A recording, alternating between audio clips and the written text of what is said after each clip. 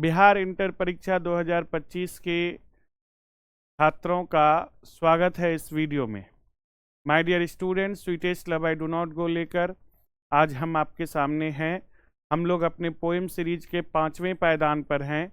Verma sir के निष्णात classes के यूट्यूब चैनल पर आप सभी लोगों का हार्दिक स्वागत है। आइए हम लोग पढ़ते हैं 2024 में पूछा गया question sweetest love I do not go का समरी भी और sweetest love I do not go का पोएम, साथ में ही इसका ऑब्जेक्टिव भी हम लोग पढ़ेंगे। माय डियर स्टूडेंट्स, हम लोग sweetest love I do not गो को आज स्पेशल आपके लिए लेकर इसलिए आए हैं क्योंकि यह पोएम पिछले साल पूछा जा चुका है, तो उम्मीद नहीं है कि यह पोएम इस साल भी पूछा जाएगा। बट स्टिल इसके लाइंस, उन लाइंस का एक्सप्लेनेशंस आपको जानना चाहिए, सुनना चाहिए, इसलिए हम इस पोएम को लेकर के आपके सामने आए हैं। आइए देखिए sweetest love I do not go में John Donne sweetest love I do not go के पोएट हैं, जिनका जन्म हुआ था 22 जनवरी 1572 ईस्वी को। ये इम्पॉर्टेंट ऑब्जेक्टिव है, इसलिए आपको हम बता रहे हैं। 22 जनवरी 1572 ईस्वी को इनका जन्म हुआ था। 31 मार्च 1631 को इनकी मृत्यु हुई थी। Popularly known as metaphysical poet. John Donne को मेटाफिजिकल पोएट के रूप में जाना जाता है। जिस तरह से वॉल्टर डेलामारे को चिल्ड्रंस पोएट, पीपल्स पोएट के लिए वॉल्ट विटमैन को जाना जाता है, उसी प्रकार हम लोग मेटाफिजिकल पोएट जॉन डोन को जानते हैं, रोमांटिक पोएट जॉन कीट्स को जानते हैं। व्हाट इज मेटाफिजिकल, इसके लिए आप ऑनर्स करिएगा तो आपको बहुत अच्छे से समझाया जाएगा। He was forced to leave Oxford University because of his religion। जब ये पढ़ना चाह रहे थे अपने धर्म की वजह से इनको ऑक्सफोर्ड यूनिवर्सिटी को छोड़ना पड़ा था, यानी इनको अपनी पढ़ाई अपने धर्म की वजह से छोड़नी पड़ी थी। आप समझ सकते हैं उस समय का समाज कैसा रहा होगा। इन 1615 he accepted ordination in the Anglican church. 1615 ईस्वी में एंग्लिकन चर्च में इन्होंने दीक्षा ली, यानी इन्होंने धर्म को स्वीकार किया। He is well known for his songs and sonnets, satires and the elegies and sermons। उन्हें सॉन्ग्स और सोनेट्स के लिए, अपने द्वारा रचे गए सॉन्ग्स और सोनेट्स के लिए जाना जाता है। साथ में इनको सटायर्स के लिए जाना जाता है, एलिजीज के लिए जाना जाता है और सरमोन्स। ये सब क्या है? ये सब कविता का विभिन्न विभिन्न रूप है। कभी हम किसी की प्रशंसा कर रहे होते हैं, किसी को धिक्कार रहे होते हैं, तो ये सब एक रूप होता है। ऑक्यूपेशन, इनका जो ऑक्यूपेशन यानी पेशा था, वो ये पोएट थे, प्रिस्ट थे और लॉयर थे। ये एक कवि रहे हैं। ये एक पादरी, प्रिस्ट मतलब होता है पुजारी। मेनली इस धर्म में हम पादरी बोलेंगे, और लॉयर, लॉयर यानी कि कानूनवेत्ता, आप समझते हैं, वकील रहे होंगे। जॉन डोन मेटाफिजिकल पोएट, इन्होंने जो कविता लिखी है sweetest love I do not go, sweetest love I do not गो, इन्होंने अपनी प्रेमिका को, या एक तरह से कह सकते हैं अपनी पत्नी को, परिप्रेक्ष्य में रखकर, उसको बैकग्राउंड में रखकर उन्हीं पर यह कविता लिखी है। वो कहते हैं sweetest love I do not go for weariness of thee. Sweetest love, मैं कहीं नहीं जा रहा हूं, तुम चिंता मत करो। Nor in hope the world can show a fitter love for me.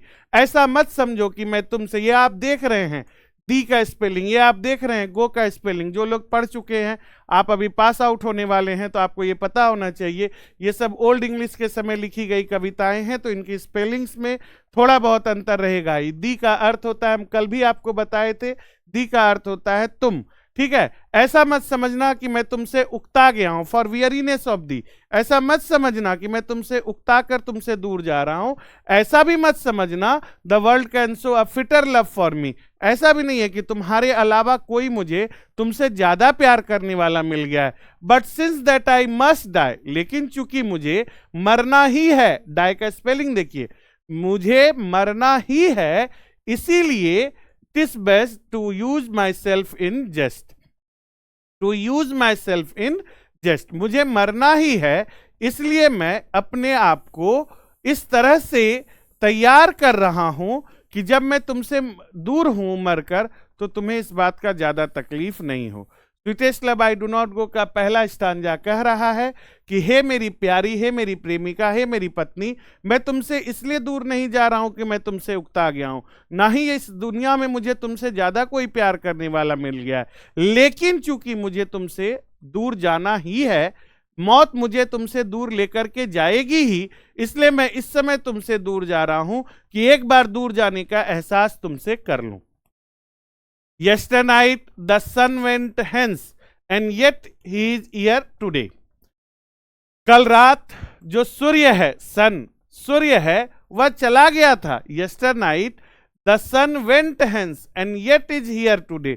और फिर आज देखो यहां है, he hath no desire nor sense. उसके पास तो कोई इच्छा भी नहीं है. hath का प्रयोग हैज की तरह किया गया है, यानी हम हैज की तरह नहीं बोल सकते, हम बोल सकते हैं हैज का प्रयोग हैथ की तरह किया जा रहा है. हैथ को शुरू से लाया गया है. He hath no desire nor sense. उनकी कोई इच्छा नहीं थी. किसकी? सूर्य की.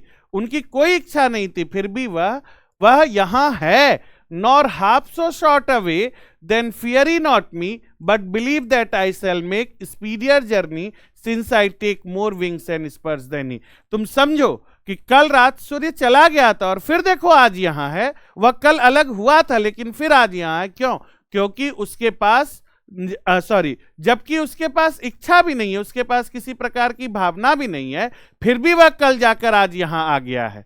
तो मेरे पास तो मैं उससे ज्यादा इच्छाएं, उससे ज्यादा उत्प्रेरणाएं लेकर तुमसे जुदा हो रहा हूं. तो मैं उससे पहले तुमसे मिलने चले आऊंगा. यानी मैं तुमसे जुदा जरूर हो रहा हूं, लेकिन सूर्य का एग्जाम्पल देकर कह रहे हैं कि जब सूर्य जैसे निर्जीव चीज का कोई इच्छा नहीं होते वे भी वह वापस आ जाता है, तो मैं तो फिर भी तुमसे मिलने की इच्छा रखता हूं, तुमसे प्रेम करता हूं, इसलिए मैं उससे पहले ही आ जाऊंगा. Oh, how feeble is man's power that if good fortune fall cannot add another hour. कितना कमजोर है मनुष्य. मनुष्य अपने आप को शक्तिशाली समझता है, लेकिन मनुष्य कितना कमजोर है कि अगर उसका सौभाग्य, उसका भाग्य उससे दूर हो रहा होता है, वह अपने भाग्य में 1 घंटा जोड़ भी नहीं सकता. यानी इसका अर्थ यह है कि मनुष्य इतना कमजोर है कि जब प्रकृति जो डेस्टिनी लिखती है वही डेस्टिनी यहां पर उसे मानना पड़ता है. वह कितना भी शक्तिशाली क्यों ना हो जाए, वह फिर नहीं आ सकता. वह जो समय गुजर गया, जो समय गुजर गया, उसे आप वापस नहीं ला सकते, आप कितना भी ताकतवर क्यों नहीं हो जाइए. Nor a lost hour recall, but come bad chance, and we join to it our strength, and we teach it art and length, itself for us to advance. सौभाग्य जब छूटता है मनुष्य का तो दुर्भाग्य आता है, और दुर्भाग्य के भी छूटने का इंतजार मनुष्य को करना चाहिए, और दुर्भाग्य ही संघर्ष हमें सिखाता है. मेरा तुमसे अलग होना हमारी डेस्टिनी है, लेकिन यह दुर्भाग्य जो तुम लेकर आ रही हो या मैं जो तुम्हें देकर जा रहा हूं, ये दुर्भाग्य में जहां हमारी और तुम्हारी जुदाई लिखी हुई है, इस जुदाई में हम अपनी पूरी शक्ति के साथ मिलकर तुमसे लड़ेंगे. हम प्रकृति से, यानी इस भगवान से जिन्होंने हमें जुदा करने के बारे में सोचा है, हम उससे लड़ेंगे और हम उसे दिखाएंगे कि हम अपनी स्ट्रेंथ से हम उसे अपने जीवन को जीने का, आगे बढ़ने की कला सिखाएंगे. अगर मनुष्य कमजोर होता है और उसे कोई प्रकृति की ताकत, डेस्टिनी कमजोर करती है, तो मनुष्य को हमेशा संघर्ष करना चाहिए. यह वह अपनी प्रेमिका को सिखा रहे हैं कि अगर सौभाग्य आता है तो दुर्भाग्य भी आएगा, और अगर सौभाग्य में तुम 1 सेकंड नहीं जोड़ सकती हो एक्स्ट्रा, तो दुर्भाग्य से भी 1 सेकंड कम नहीं कर सकती हो. जो जितना समय है उतना समय हमें बिताना होगा, और जब हम बिताएंगे तो जो दुर्भाग्य वाला समय, यानी जो हमारे लिए सबसे बुरा समय होगा, वह समय हम और आप साथ मिलकर संघर्ष करेंगे और आगे बढ़ेंगे, रुकेंगे नहीं. When thou sighest, ये सब सुनकर प्रेमिका, एक मनुष्य में जो प्रेमी और प्रेमिका होता है, प्रेमी थोड़ा कठोर होता है, उसे व्यक्तिगत अनुभव कुछ ज्यादा होता है, वह बाहरी दुनिया से ज्यादा मिलता जुलता है, उसके अनुभव कठोर होते हैं, तो वह सारी सच्चाइयों को बहुत जल्दी स्वीकार करता है. और प्रेमिका का स्वभाव होता है किसी प्रकार की परेशानी में उसके आंसू भरे मोती या मोती समान आंसू गिरने ही लगते हैं, उसकी सिसकियां निकलने लगती हैं. उसी सिसकियों को, चूंकि बिछोह हो रहा है, उसी सिसकियों के बारे में कवि कहते हैं, When thou sighest not wind. तुम जो सिसकियां ले रही हो, तुम्हारी सांसें नहीं छूट रही हैं. When thou sighest not wind, but sighest my soul away. तुम्हारी सिसकियां मुझसे मेरी आत्मा को छीन रही हैं. तुम्हारी सिसकियां मुझसे मेरी आत्मा को छीन रही हैं। When thou weepest unkindly kind, my life's blood doth decay। और जब तुम रोती हो वह भी इस तरह से फूट फूट कर, तो ऐसा लगता है कि मेरे शरीर का रक्त जम रहा है। तुम्हें रुलाना मैं नहीं चाहता, रुला हमें हमारी डेस्टिनी रही है, लेकिन तुम जब रोती हो और इस तरह से आंसू बहाती हो तो दुख मुझे भी होता है। It cannot be that thou lovest me as thou sayest, if in thine my life thou west, thou art the best of me। ये ऐसा हो ही नहीं सकता कि तुम जो है सो कि रो और मुझे प्रभाव नहीं पड़े।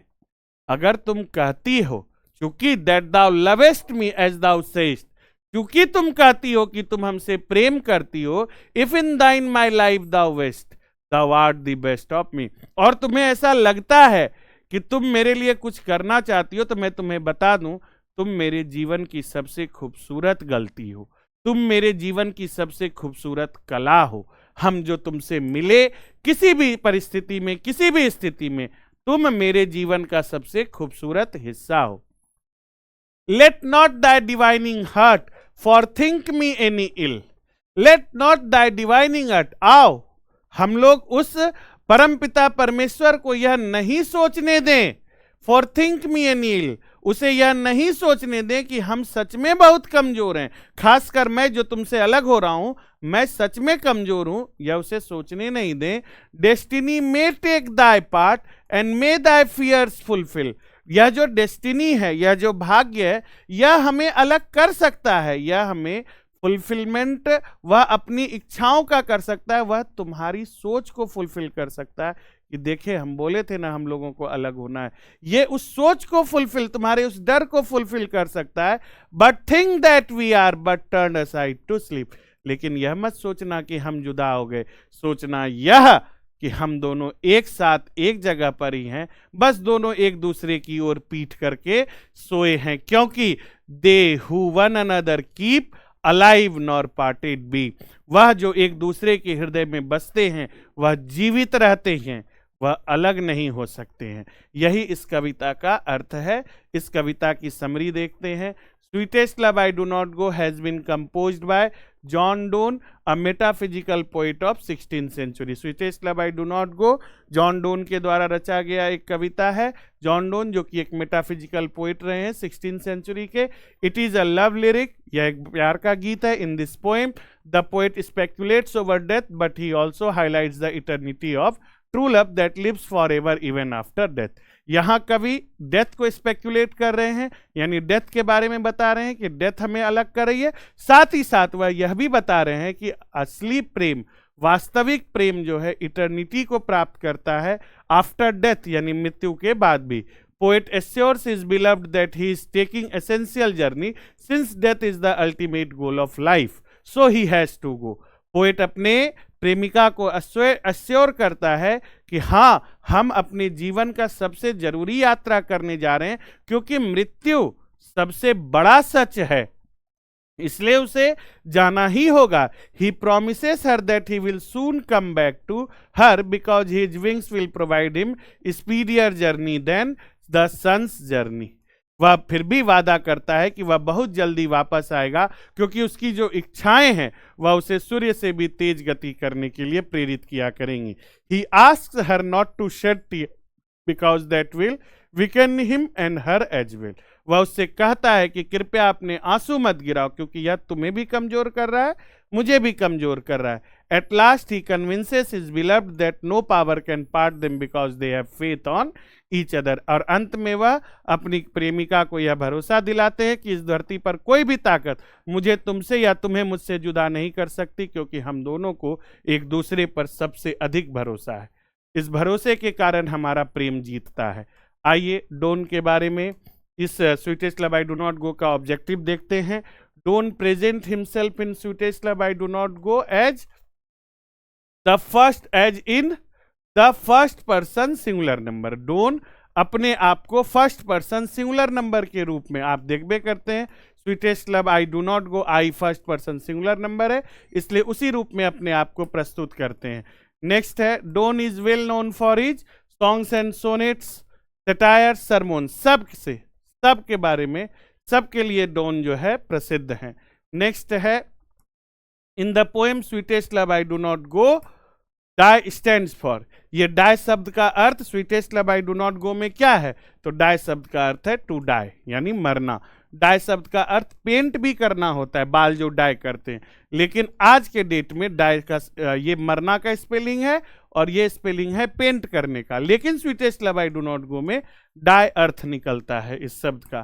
तो ये हो गया। अगला ऑब्जेक्टिव है, sweetest love I do not go may compared with Shakespeare's the marriage of true mind. Sweetest love I do not गो को विलियम शेक्सपियर के द्वारा the marriage of true minds लिखी हुई कविता से तुलना किया जा सकता है। वह कविता भी आप क्लास 11 में पढ़ चुके हैं। अगला है, John Donne was the pioneer of dash dash poetry, metaphysical poetry. Metaphysical poetry के एक मशहूर स्तंभ रहे हैं जॉन डोन। नेक्स्ट है, sweetest love I do not go is sonnet an ode a lyric. तो sweetest love I do not go is a lyric, यह एक लिरिक है। नेक्स्ट है, sweetest love I do not go has been addressed to. Sweetest love I do not गो किसको address किया गया, किसको जैसा कि संकेत करके लिखा गया है? तो डोन्स वाइफ को, डोन की पत्नी को संकेत करके sweetest love I do not गो लिखा गया है। और इस तरह से यह पोएम खत्म होता है। इसकी समरी 2024 में पूछी गई है, जिसका भविष्यवाणी हम 2023 में किए थे। हम नहीं किए थे, महादेव करवाए थे। महादेव आप सबका भला करें। शुभ रात्रि, गुड नाइट, स्वीट ड्रीम्स, शब बखैर।